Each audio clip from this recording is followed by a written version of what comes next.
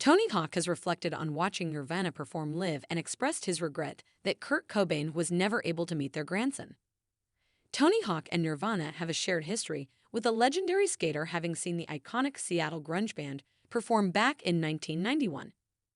Beyond that, Hawk's son Riley would go on to marry Kurt Cobain's daughter Frances Bean, with the couple welcoming their son Ronan Walker in September last year.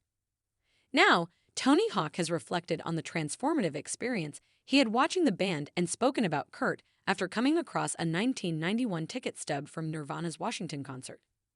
In a now-expired Instagram story, which has since been captured and posted onto Reddit, Hawk wrote about the 1991 gig. Went straight from SUAA's Shut Up and Skate event at Houston Skate Park to this concert in 1991. It was as transformative as live music can possibly be. We all experienced something rare and powerful that night. The world would never be the same. He added, I wish Kurt were here so he could see the incredible woman his daughter has become, meet her devoted, caring husband, and hold our wondrous grandchild. Frances Bean Cobain, who was only 1 year old when Kurt died, and Riley Hawk welcomed Ronan Walker Cobain Hawk in September last year, a year after they got married.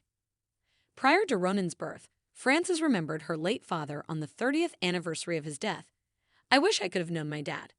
I wish I knew the cadence of his voice, how he liked his coffee, or the way it felt to be tucked in after a bedtime story. I'd always wondered if he would have caught tadpoles with me during the muggy Washington summers, or if he smelled of Camel Lights and strawberry Nesquik, his favorites, I've been told. She added, but there is also deep wisdom being on an expedited path to understanding how precious life is.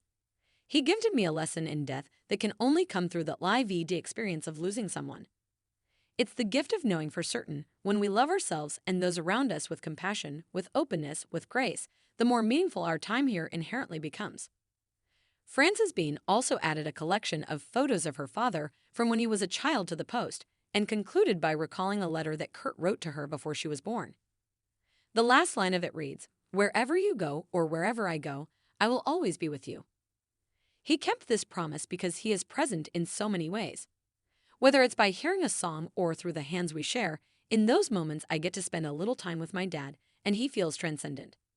To anyone who has wondered what it would have looked like to live alongside the people they have lost, I'm holding you in my thoughts today.